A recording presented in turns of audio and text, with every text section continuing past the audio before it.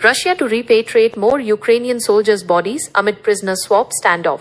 Moscow/Kyiv, June 9, 2025. Russia announced today that it would send more trains carrying the bodies of Ukrainian soldiers towards the Ukrainian border, escalating a dispute with Kyiv over a recently stalled prisoner of war (POW) exchange. The move comes after a planned large-scale swap of prisoners and fallen soldiers' remains failed to materialize over the weekend, with both sides trading accusations of postponement.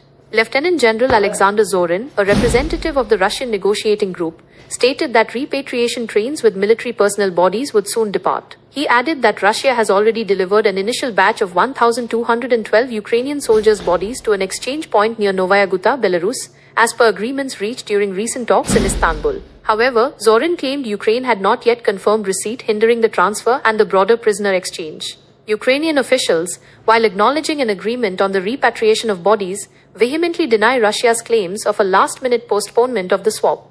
Ukraine's coordination headquarters for the treatment of prisoners of war stated that Russia's assertions do not correspond to reality or to previous agreements, urging Moscow to cease dirty information games. Ukraine's military intelligence chief, Kirilo Budanov, affirmed that repatriation measures are scheduled to commence next week, a timeline he claims was communicated to the Russian side.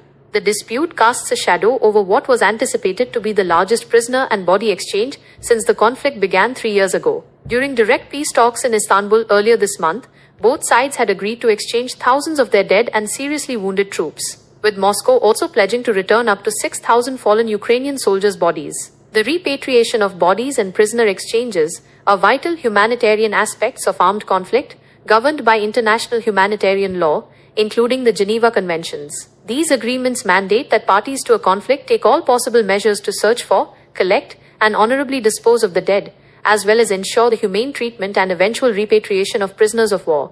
The current impasse highlights the fragility of humanitarian agreements amidst ongoing hostilities and deep-seated mistrust between Moscow and Kyiv. As trains carrying the grim cargo move towards the border, the international community watches closely, hoping for a swift resolution to the dispute and the respectful return of fallen soldiers to their homes.